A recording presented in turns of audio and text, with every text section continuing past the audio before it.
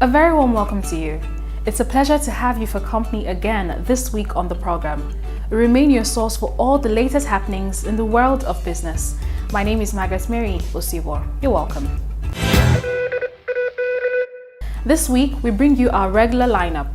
First up, we join Faith and her guest, Professor Segun Ajibola, who is the immediate past president and chairman of council of the Chartered Institute of Bankers of Nigeria, CIBN, for the continuation of their one-on-one sit-down where they discuss the financial services sector, key to unlocking Nigeria's economic development. According to him, the banking sector is easily blamed for the double-digit interest rates, which is unfortunate because other critical stakeholders have failed to take responsibility for their part. Do take a listen. I believe so much in solving problems simultaneously, not in silos. We solve problems in silos in this environment. The slogan will be, just do your own. And we've been telling banks like that for ages. Just do your own, and they will do their own. Others will not do their own. On this edition also, we'll bring you highlights of the book launch of Out of the Black Pot and Other Stories, written by the chairman of Skip Nigeria and Company Limited, Olola Olabode Ogunlana, the doyen of insurance. The very colorful event was chaired by Chief Ajibola Ogunshola, the chairman of Continental Reinsurance PLC. In his brief remarks, Chief Ogunshola said that the author must be commended for consciously promoting the Yoruba language. Please take a listen. He should also be commended for consciously promoting Yoruba culture and language. Plus, of course, all the other extras we bring you each week on this program, so sit back, relax, and enjoy the lineup. Details in just a moment. Please stay with us. Listen up as Faith Owode brings you our Pidgin English program, Waiting Insurance They Do Serve, with different guests every week, airing live on Naija FM 102.7 at 9:45 a.m. every Wednesday.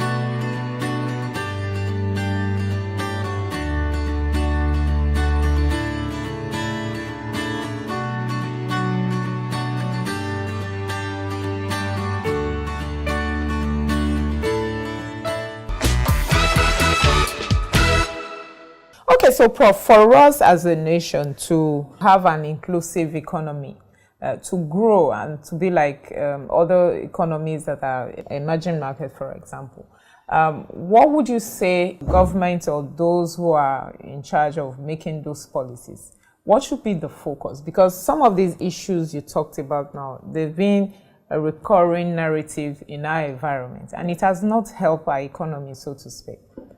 First of all is to admit that this problem is for everybody to solve. It's not a question of looking for scapegoat. And unfortunately, as a country, that is what we've been doing for long. Looking for who to blame.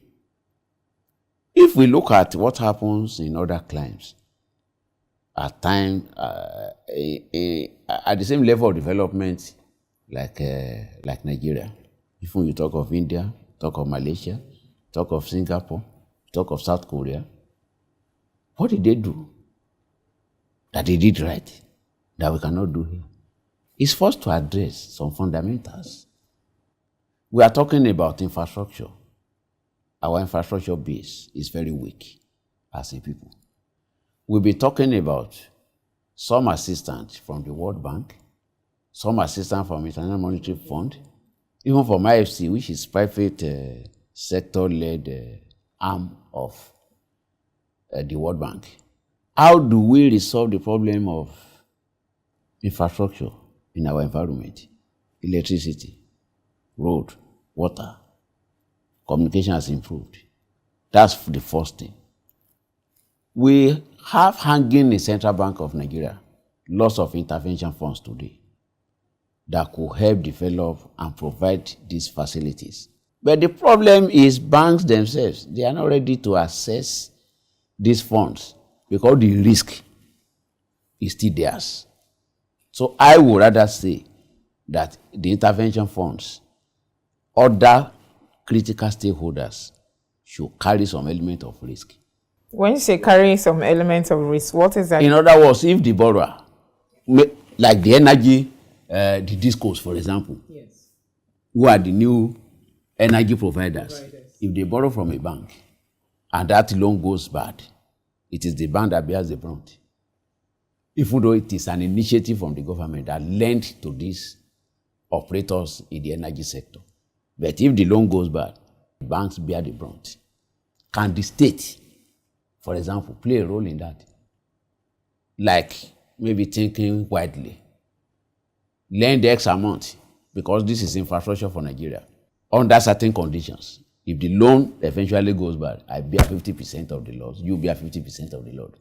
If there is a policy like that, you think the banks will be more open to? That's why I say under certain conditions. The conditions will be so specific. You know, the problem is, at times, those borrowers themselves, they see some of these as seed money from the state that need not be paid back.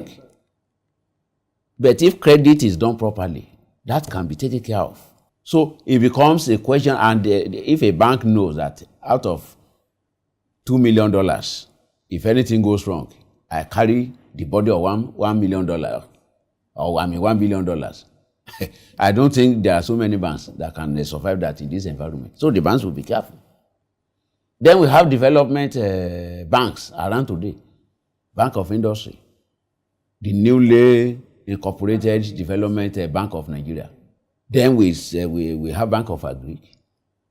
We have Infrastructure Bank. What are they doing to help in solving this problem? If they can be energized, either by recapitalization or by changing the modus of operation or the focus. Okay, Prof, maybe I should even ask you this question. This Bank of Infrastructure, someone has actually asked me before that we're still crying about this infrastructure problem in Nigeria. We have a bank. What exactly are they doing? What's the objective of their establishment? And I said, I don't know. Your answer may be right, because I remember sometimes last year on the floor of the, I think, Senate, I asked the same question when we were talking about the Development Bank of Nigeria and we were talking about the Bank of Industry. Then the question was, where lies the line of demarcation among these banks? And if you ask, this issue still came up at the Bankers' House on Thursday at the annual lecture, that Infrastructure Bank is the bank well capitalized, has statutory responsibilities not being duplicated.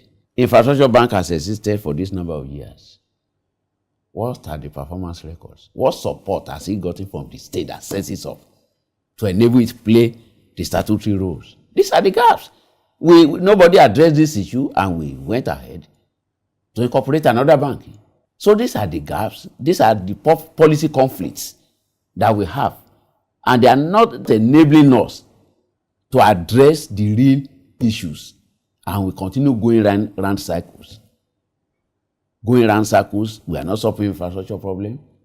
We've talked about policy contradictions, double taxation. Why can't we address this? Okay, so Prof, I do know that recently at the fora, there was a lot of talk about utilizing the pension. Of course, those players in the pension space are also careful because they said, oh, these are retiree money. It's not free money. It's not government money. It's people that have made these contributions. But they cited the example that, in other climes, they've used pension money to develop their economy. I just want your thoughts on how do we move as a nation? How do we move or get the funds that you talk about to develop this critical sector, especially the area of infrastructure? Yeah, the argument in support of the pension fund, because it's long-term funds, it's stable funds that could more conveniently, comparatively be used to develop projects and provide infrastructure that are long-term in nature. But the problem is that of mutual suspicion. Similar funds in the past. What happened to them? Now fund is still there as of today. And I understand several billions of bad loans from NAFOND are still warehoused somewhere till today. And between the new Development Bank of Nigeria and BOI, nobody wants to absorb that. So those in charge of pensions and accumulating pension funds, seeing what has happened to similar funds in our environment. We used to have Nigerian Bank of Commerce and Industry, the old Bank of Agri before the new one, and so on and so forth. That what happened to them? So nobody will want a replica or what happened to such funds to happen to pensions money. Because without that happening, we are reading it daily how people drop dead, queuing for their pension. So by the time such funds are applied and they are not recovered, imagine what will happen to the aged. So I think that is question of the mutual suspicion. So if there could be certainty that money that is going out will come back unneeded, which is a very key maxim in credit administration, then I don't think anybody will worry because it's stable fund could well be better utilized than looking for treasury bills or some other outlets to make use of the money. That is one source. Then we talk about World Bank and other international financial institutions that have come to help or are prepared to come to help. We can faithfully and justly apply those kind of inflows, either by way of grants or by way of loans, to develop critical infrastructure in this environment. It will have gone a long way to solve some of these fundamental problems.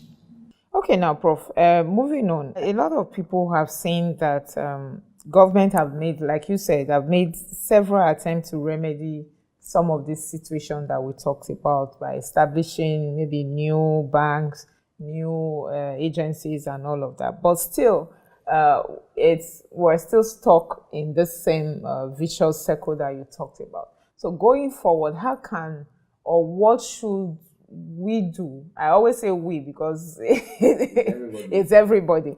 What can we do as a nation to have maybe a national policy to address some of these critical issues that are germane to the development and growth of our economy? Policy, if you ask me, we have more than enough policies in our environment today. We have policies on almost every subject matter. We used to have the national development plans. Later on, we changed to medium-term development. Later, we talk about Millennium Development Goals. Today, we are talking about Sustainable Development Goals. And if you read all these documents, I've read all of them as an academia, as an author and publisher. I've read all of them. So we are not short of policies, but we are short of willpower. We are short of commitment. We are short of accountability. If everybody, go and read even the fiscal budget and see what we have pledged to do, even within the space of 12 months. A lot. But do we have the willpower? Do we have the discipline to follow this to the letter, to observe every letter of this document? That is where we have the problem. So if we can have a reorientation that would do less of talking and more of walking, then we will have solved a fundamental problem of talk shop. Secondly, we talk about all stakeholders coming together. I believe so much in solving problems simultaneously, not in silos. We solve problems in silos in this environment.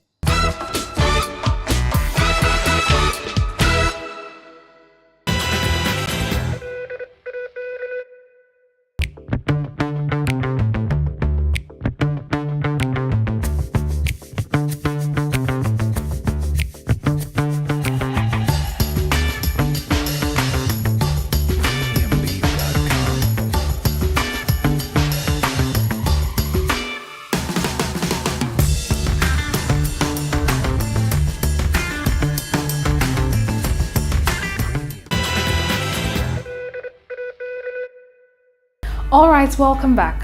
Moving on now, we'll bring you highlights of the book launch of Olola Olabode Ogunlana's Out of the Black Pot and Other Stories, which took place recently at the Civic Center as part of the 40th anniversary celebration of Skip Nigeria and Company Limited Insurance Brokers.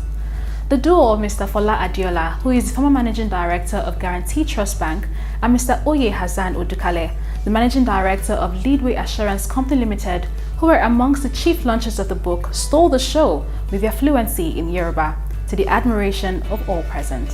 Happy viewing.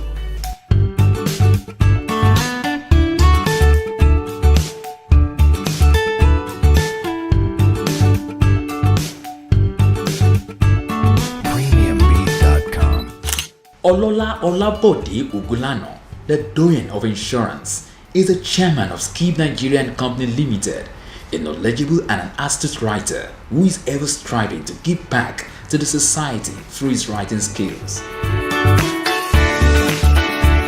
In a series of events lined up to celebrate the 40th anniversary of Skip Nigeria and Co. Limited, which Olola Ogunlana founded, friends, colleagues and well-wishers turned out in their numbers to honor the octogenarian literary giant.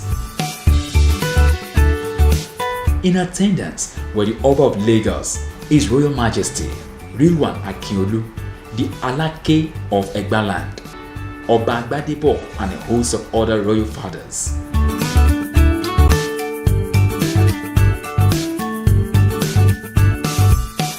Welcoming all present to the event on behalf of the author, the Managing Director, Skip Nigeria and Company Limited, Mr. Shola Tinubu, said that the book will greatly enrich life and oral collective history. I've always known him as someone who cherishes our rich cultural heritage and seizes every opportunity to promote it. In the light of the excellence that has always been associated with the author of these two books we are here to launch, I do not have any doubt that the books Out of the Black Pot and Selected Tales will be bestsellers, but more importantly, will greatly enrich lives and our collective wealth, history, and culture. I enjoin us all to support this noble cause of this icon who has taken it upon himself to bring to life some of our long-forgotten cultural values through his literary work. Also joining his voice to welcome guests to the event on behalf of the author, the chairman of the book launch, Chief Ajibola Ogunshola, said that Olola Ogunlana should be commended for consciously promoting Yoruba culture and language. We must commend Mr. Olola Ogunlana for giving us stories which aim to strengthen moral values and offer elevated entertainment. He should also be commended for consciously promoting Yoruba culture and language. We must also commend his darling, beautiful, ageless wife.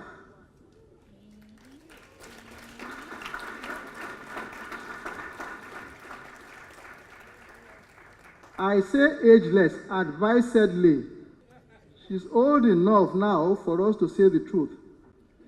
There's only a few months between them.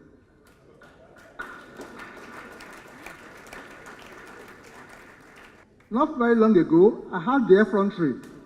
I summoned up the effrontery to ask her, while Olola Ogunlana is busy writing, what do you do? How do you cope? Both of them simply smiled.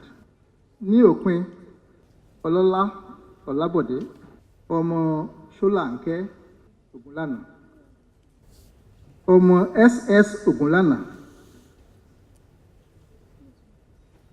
tí àwọn àgbà ìlú ń pè ní ẹ̀sẹ̀ẹ́sọ, mo kí yín o. The 12th chapter work captures the essence of true and impactful religion, the social norms that allow for peaceful coexistence, and those values that promote the expected balance between man and the Creator as laid down in all religious books of the world. In his brief remarks, the author, Olola Ogunlana, said that the two books are a wake-up call to steer us as individuals and as a nation from our deep slumber. The two books at a cursory glance may seem unrelated, but they have a strong connection. a poem on page 75 of Out of the Black Pot, which also appears on page 313 of Selected Tales, underpins the truth. The poem reads, "We came into the world with nothing. We shall leave it with nothing. Let's try to keep the world unspoiled. Use it with others in love and unity. Pass it to others, not only good but better, than to us beneficiaries of the transfer." The poem is a summation of the theme of the two books. If the baton passing described above is to be perfect, the youth of today, the leaders of tomorrow, must be encouraged to read the two books. It will point out to them the importance of the trinity of time, the impact of events of yesteryears on the present, on which tomorrow will be built.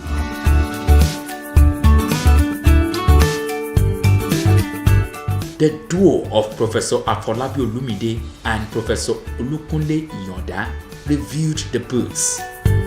Sharing his thoughts on the book, Out of the Black Pot and Other Stories, Professor Olumide said that it is rare to find an insurance veteran with such an in-depth and excellent writing skills. In this collection of short stories, you will find good writing, excellent writing, fascinating plots and characters that range from normal to the unbelievable. This is an illustrated 214-page book with 12 stories that captivate. Here is the book. The foreword, written by distinguished Right Reverend Professor Dapo F. Ashaju, is brilliant, and I dare say almost worth the price of the book.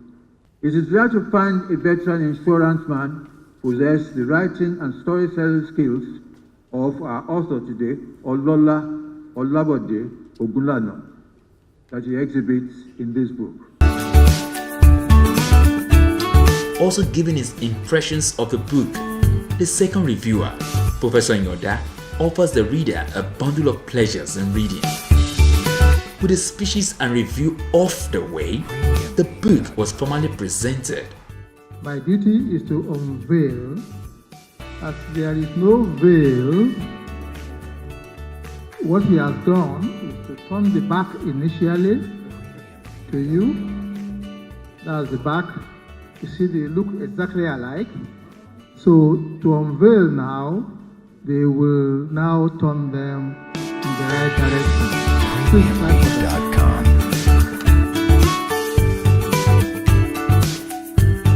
The chief launchers of the books were Chief Akin Disu, Mr. Fola Diola, Mr. Rotimi Oyekon, Mr. Oyasan Olukale, and Mr. Shola Tinubu. The chief launchers told the show with a fluency in the Yoruba language. Tọ́ba lè fi mẹ́wàá ìwé méjèèjì tọ́ba lè jẹ́ rí gbà lénìí nínú ìtí Sàmọ́tòṣọ́ ló ṣẹ́kù màá fi.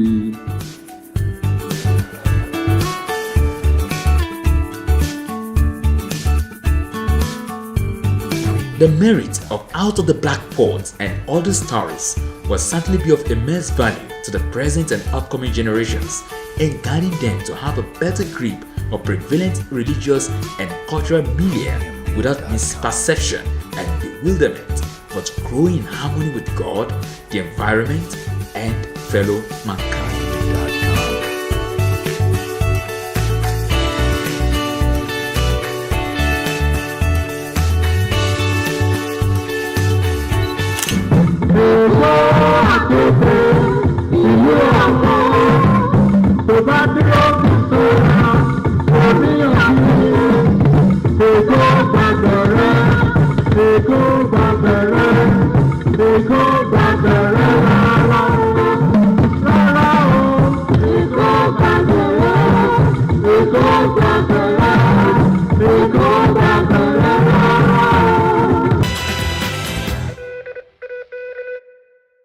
Slowly but surely, we have come to the end of the program this week. Here is hoping you enjoyed every bit of it. Do join us again next week, same time, same station, for a fresh package.